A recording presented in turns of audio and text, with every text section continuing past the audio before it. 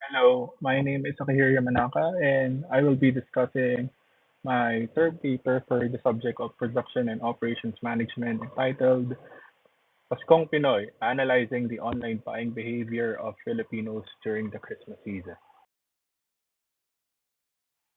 Introduction. Throughout history, people from around the world have traded goods and services for cash through commerce. Money and payments have undergone significant change as an outcome of technological advancements.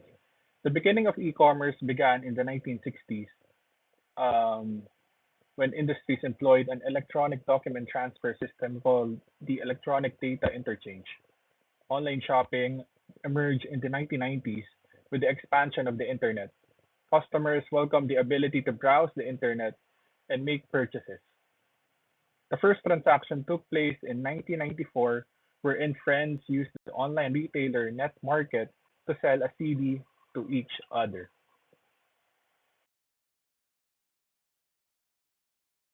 Philippine Christmas or Pasko. Filipinos celebrate Christmas, termed Pasko in the local language, as a colorful and joyous occasion with significant cultural overtones. Philippine Christmas is one of the longest seasons in the world, beginning as early as September. A pleasant and cheerful atmosphere permeates the entire archipelago thanks to the distinctive fusion of traditional Filipino customs, family oriented activities, and religious observances.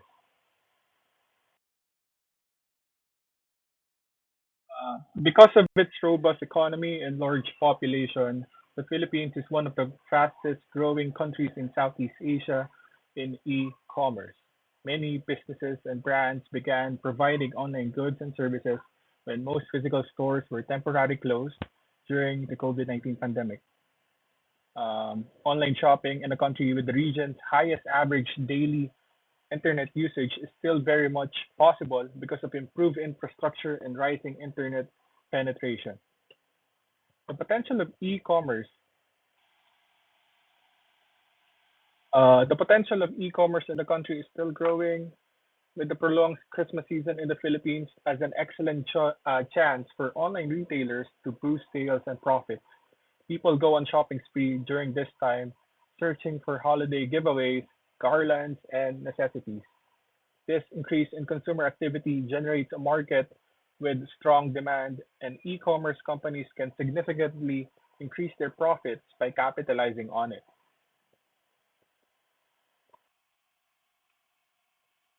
This study will use the combination of the protection motivation theory or PMT and the enhanced theory of planned behavior. PMT proposes that humans engage in two assessment process when confronted with an alarming occurrence, while PPB, which was first developed as a theory of reason action, estimates a person's engagement in a behavior at a particular location um, when the person possesses the ability to control. The theory was used in a number of publications to identify consumer behavior in a variety of settings. Significance of the study. Uh, the study aims to aid businesses on how they can use consumer behavior insights to make well informed decisions about marketing campaigns, pricing schemes, and overall business strategy. Businesses can match market demands with their offerings by having a thorough understanding of consumer influences. The objectives of the study are as follows. First is to identify the key influencers on the behavior of Filipino consumers when engaging in e-commerce applications during the Christmas season and to assess the elements that impact the overall experience of Filipino consumers online. Next, we have the methodology. For the data collection, the selection of the respondents were done using random sampling. Respondents include those who use online shopping platforms during the Christmas holiday. The scripted statistics were used to profile the respondents, and the sample size overall was 206. Here are the participants' demographics for gender. 120 or 58.3% were male, 86 or 41.7% of the total population were female. Age Below 18 years old, 5 for 2.4%. 18 to 29 years old, 106, uh, equivalent to 51.5%. 30 to 39 years old, 56, equivalent to 27.2%. 40 to 49 years old, 29 respondents, equivalent to 14.1%. 50 years old and above, 10 participants, equivalent to 4.9%. For marital status, 124 respondents, or 60.2% were single, 79 or 38.3% were married, and other type of relationships, um, were 3 or equivalent to 1.5. For the educational background, none of the respondents were elementary graduates. 34 or 16.5% were high school graduates. 33 or 16% were vocational graduates. 117 were college graduates, equivalent to 56.8% of the population. And lastly, for graduate school, 22 participants or 10.7%.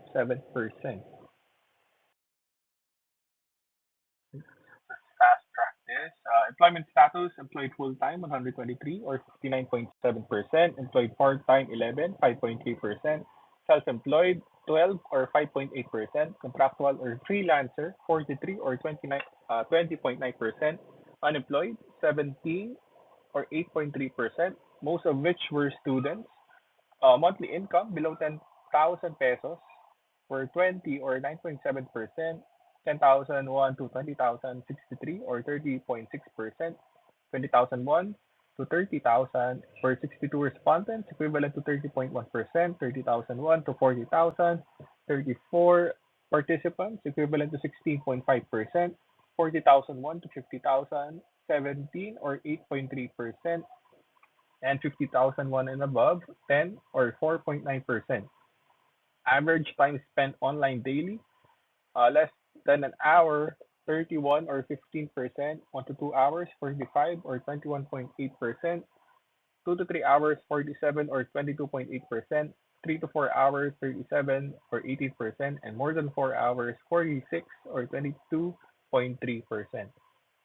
Lastly, frequency of online shopping in a month, rarely 45 or 21.8%, one time 34 or 16.5%, 2 to 3 times 89 or 43.2%, 4 to 5 times 19 or 9.2%, and more than 5 times 19 as well, equivalent to 9.2%.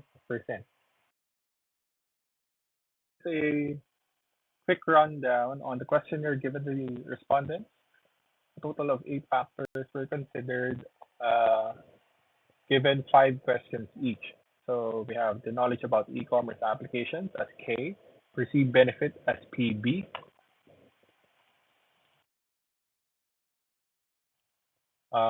perceived risk as PR, perceived behavioral control as PBC, subjective uh, subjective norms as SN, attitude as A,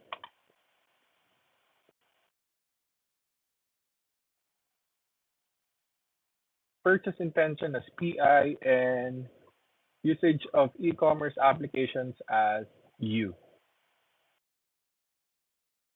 So here are the research hypotheses in the study. A total of 12 were considered. So a brief intro. Electronic commerce has emerged as a critical route via which conventional and innovative firms reach out to consumers to sell their products.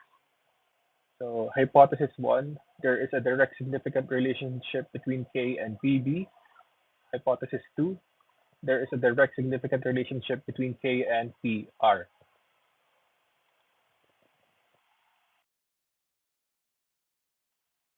A person's impression of the advantages resulting in pleasure from engaging in a particular purchasing action is meant to be understood by the perceived benefit of buying, which is most commonly applied to typical shopping behavior. Hypothesis 3, direct significant relationship between PB, uh, and PBC, SN, and A, respectively. H3, H4, and H5.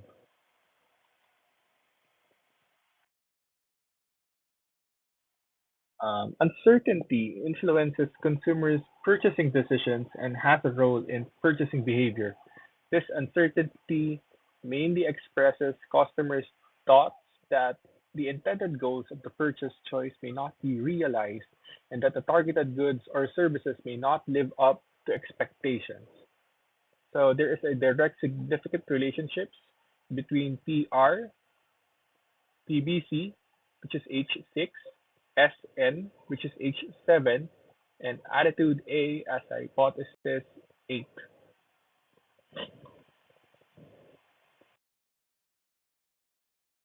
When confronted with an unpredictable environment event, individuals' perceptions of danger, stress, contentment, and well-being are heavily impacted by their sense of authority over that occurrence.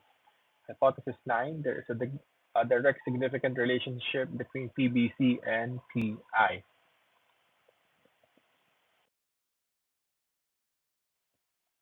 Subjective norms are predicated on a person's assessment of what ought to be done concerning the potential reward or punishment associated with a particular action. Hypothesis 10, there is a direct significant relationship between subjective norm and purchase intention. Attitudes are developed over time and are often tough to modify. Individuals' attitudes vary as they discover new notions regarding the concept of item they assess. There is a direct significant relationship between attitude and purchase intention, which is hypothesis 11. Last hypothesis. As a result, customers' pre-purchase intentions are impacted by their opinions at the pre-purchase stage. Hypothesis 12, there is a direct significant relationship between purchase intention and the usage of e-commerce applications.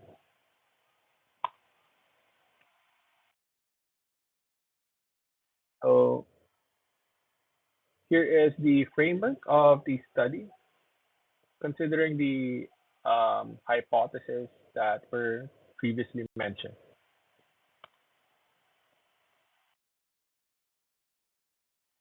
So using the SMART PLS4, we were able to arrive with the mean and the standard deviation as well as the factor loading for each um, question in the questionnaire.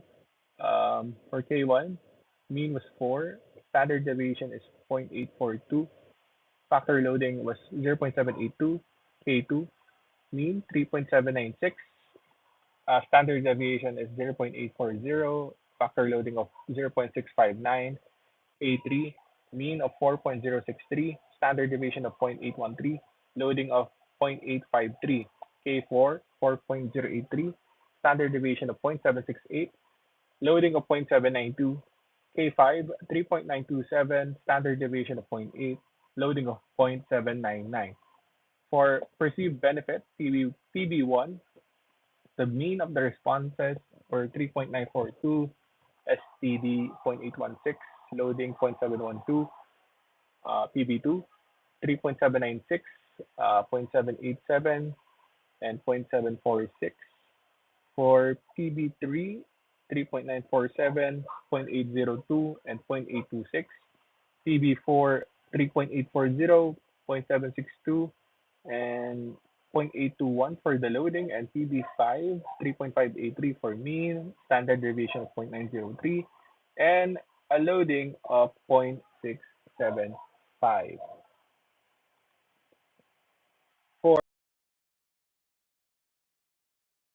so for the perceived risk, PR1, mean 3.88, 0.684, standard deviation 0.787, loading PR2, 3.738, SPD 0.812, loading 0.785, PR3, 3.743, SPD 0.780, loading of 0.751, PR4 3.961, SPD 0.944, 0.596 for the loading, PR5 4.058, standard deviation of 0.846, and loading of 0.592. For perceived behavioral control, PBC1 3.825, mean STD 0.787, loading 0.732, PBC2 3.777, mean STD 0.818, loading of 0.862, PBC3 3.718, STD 0.799, and loading of 0.757, PBC4 3.830, STD 0.792, loading of, oh no, okay, so 0.732, PBC5 3.874, STD 0.797, and loading of 0.633. Okay, quick rundown again. SN subjective norm, SN1 3.752, mean 0.808, standard deviation 0.727, loading. Mean for SN2 3.699, STD 0.817, loading 0.780, SN3 3.738, and STD 0.775, loading 0.865, SN4 3.893, STD 0.787, loading 0.784, SN5 3.869, STD 0.799, loading 0.808, A1 3.864, STD 0.751, and loading 0.756, A2 3.830, STD 0.773, loading 8.835, A3 3.845, STD 0.754, 0.839 for loading, A4 3.854 for mean, 0.793 for standard deviation, and 0.801 for loading. For A5, 3.820 for mean, standard deviation of 0.783, and 0.779 for the loading.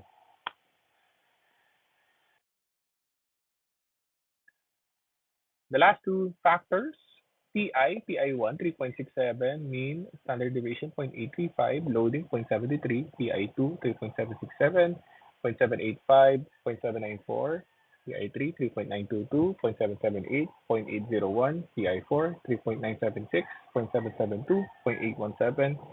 Those were mean, STD, and loading respectively. PI5 4.078, 0.832, 0.729, U1 3.942, 8.828, 0.878, U2 3.816, 0.833, 0.845, U3 3.767, 0.772, 0.786, U4 3.908, 0.840, and 0.855. And lastly, for U5, mean 4.034, STD 0.827, and loading of 0.865.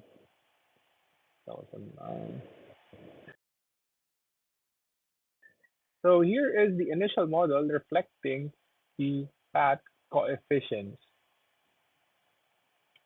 So as shown in the previous table, the significant loading should be equivalent to greater than or equal to zero point 0.7. So noting on that reference, we then, so noting on that zero point 0.7 condition, so we remove the codes or the insignificant parameters in our model. For K, we remove K2. For PB5. For PR4 and PR5. For PBC, that was PBC5, and that's it. All other codes were above or equal to zero point 0.7. So for reliability, this is to test the consistency of our questionnaire and the relationship of the different variables. So for Kovacs alpha and composite reliability, we need to achieve at least zero point 0.7 for it to be acceptable. So all values satisfy that condition. For average variance extracted, the value should be greater than zero point 0.5. So all of these numbers are satisfied with that condition.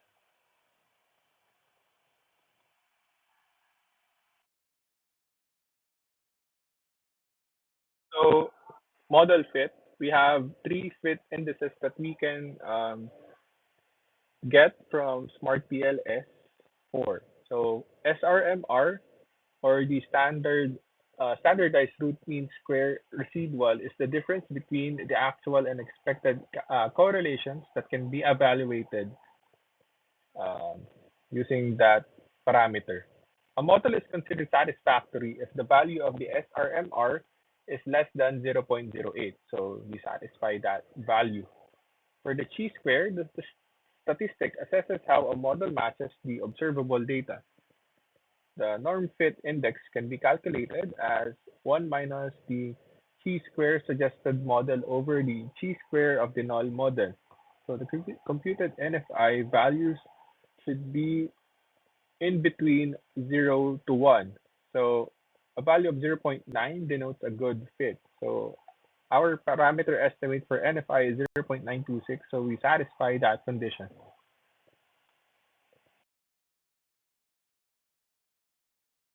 So here is the table of the total effects for each model path. We can get the p-values for each model path to assess if the relationship is significant. So basing our judgment on this table, we can say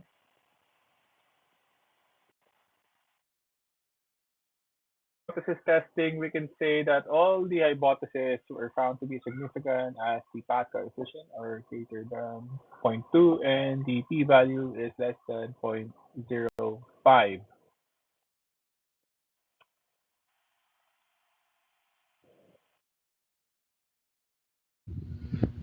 So discussion of the results, it's quite lengthy. I will just fast track.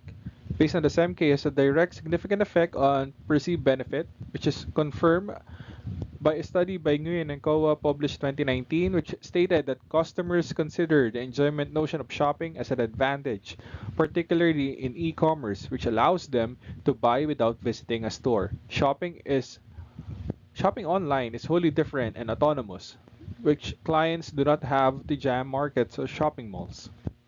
Customers disappointed with the product due to the seller's or manufacturer's fault may exchange it and try a different item. K also has a significant effect on perceived risk. People often claim that electronic business can be more risky than conventional trading. Transactions in internet trading is conducted abstractly.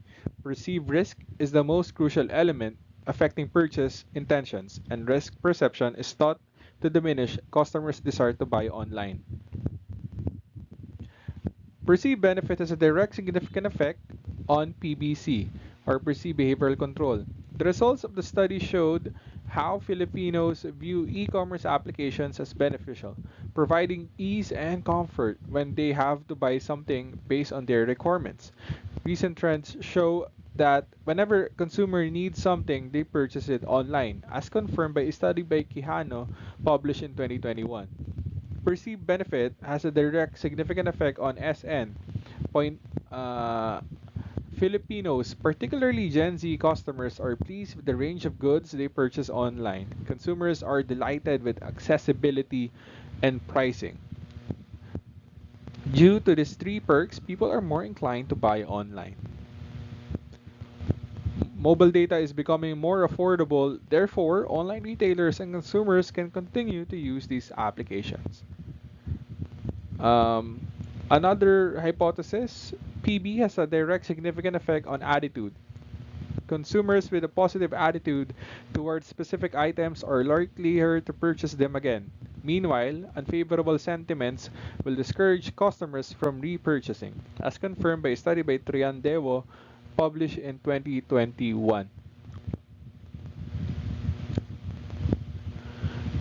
For perceived risk, it exhibited also a direct significant effect on PBC, SN, and attitude. For PBC, the perceived danger and reliance on an online retailer significantly influence purchases decision.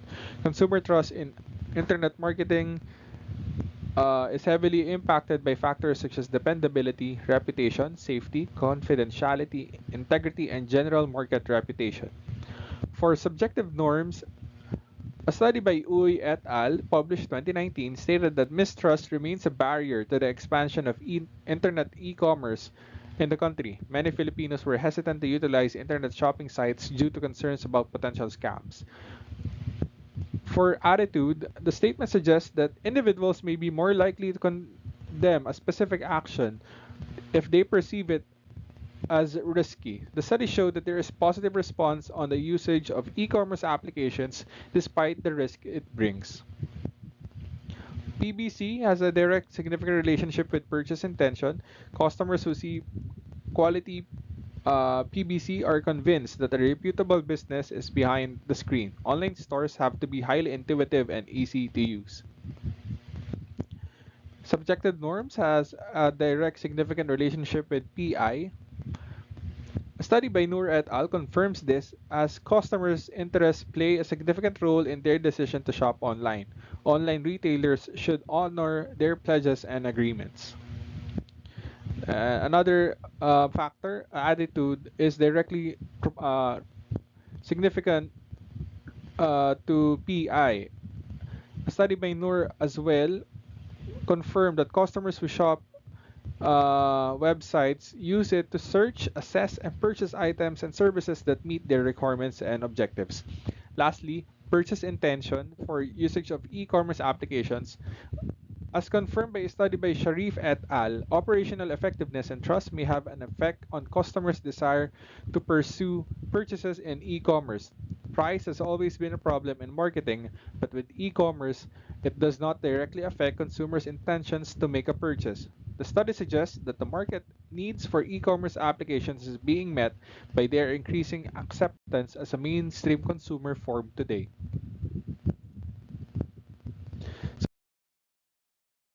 So in conclusion, the use of e-commerce applications during the Christmas holiday has continuously increased in the Philippines over the last couple of years.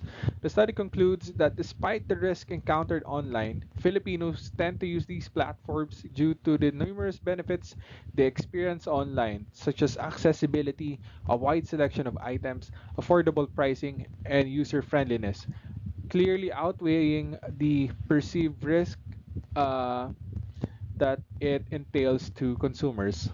Local businesses and marketers, as well as policymakers, can focus on these parameters to improve engagement with their shops on different online platforms, thus increasing revenue and in their respective businesses.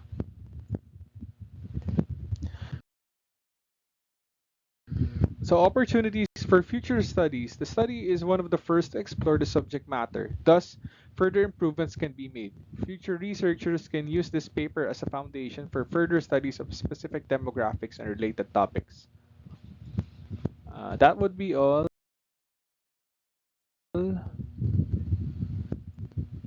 Thank you.